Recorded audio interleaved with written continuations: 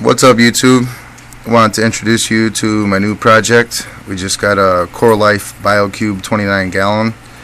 It's a tank only replacement, which is about $110 from marineandreef.com. Matching stand is about 130 bucks, so it came out to about $240 with shipping and handling.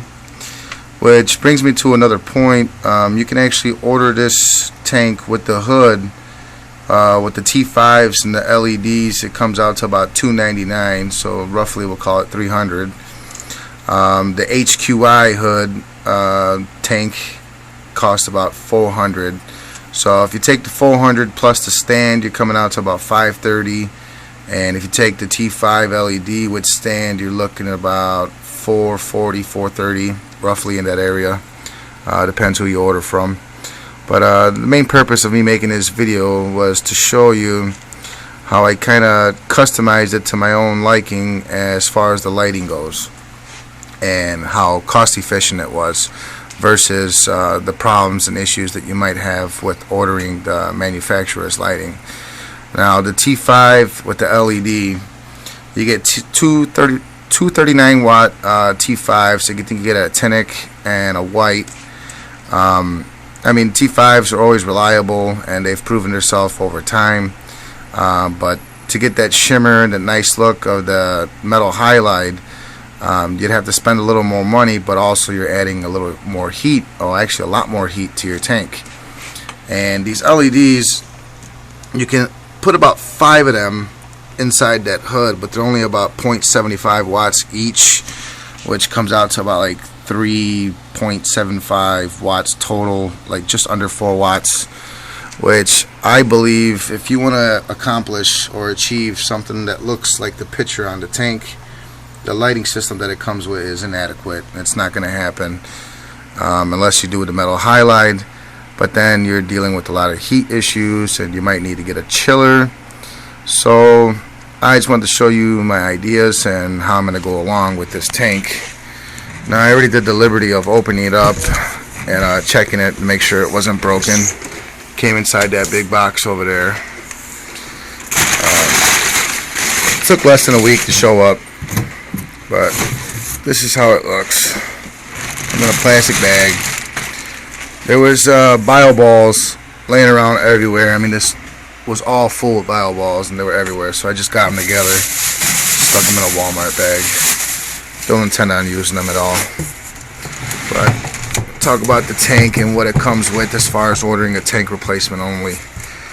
You obviously don't get a hood. You still get the hinges for the hood, so if you ever decide to switch over to the hood, you can absolutely do it. But I wanted to keep it open to keep my gas exchange going fairly well, since it's going to be a small tank, so it's not going to have a sump or anything mixing oxygen, or a big huge skimmer mixing oxygen into it. So I wanted to leave it open and have a fan blowing on it to get the fair gas exchange. Now it's got 2 baffles that come into the first section, and it's ideal for a small skimmer heater. And then once this section actually fills up, it comes over this baffle here, it comes into this section here. It's supposed to have a drip tray for the bio balls. This is actually pretty deep, so I hope the camera's doing it some justice. You really can't see too well inside the box, but I'll do another video once I take it out. This first tray here is supposed to hold the drip tray, obviously. Fill this up with bio balls, but not gonna do it. So I'm gonna take this tray out.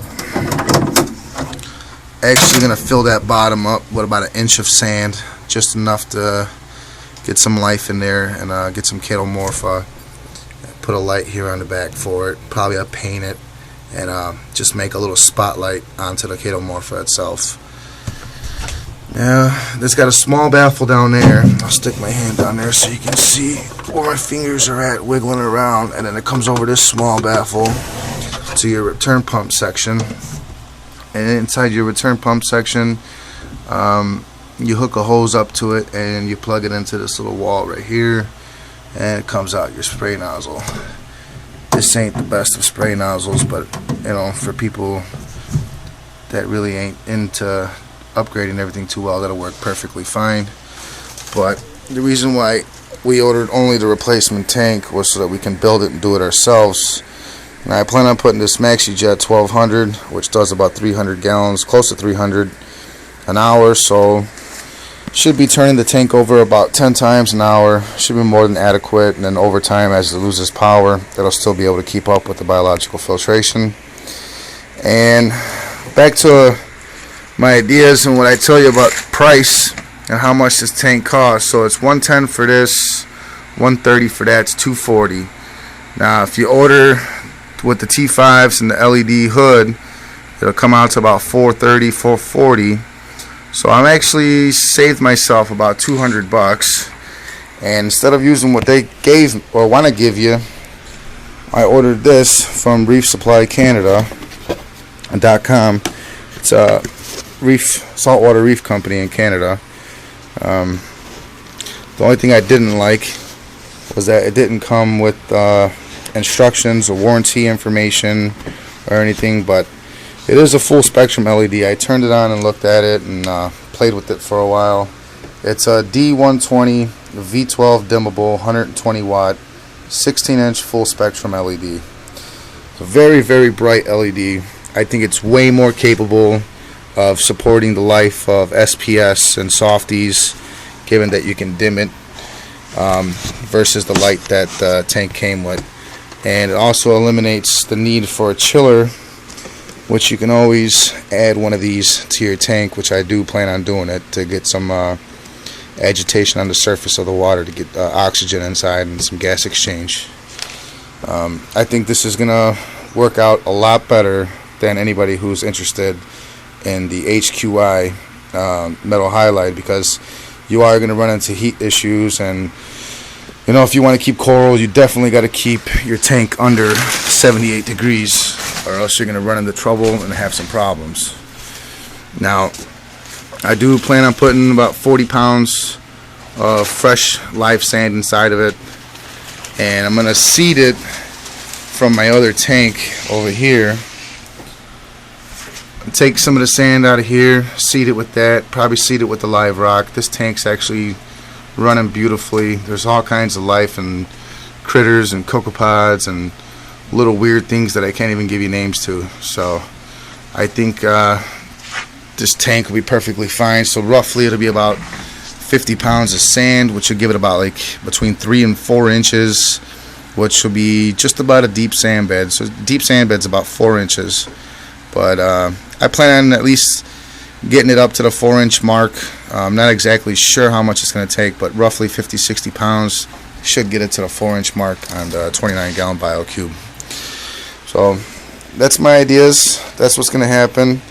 I do intend on running 2 little fishies reactor on it for the phosphates and get it started right, so I don't have too many problems with cycling and algae issues in the beginning. So this tank should be running nice and strong, especially being seeded from an up and running tank that I have here in the house. But that's what it looks like, guys, when you open it. Next video I'll have this put together, and I'll explain a little further of how I'm doing the refugium. And actually, this nozzle, I built a prototype here, but it doesn't really fit.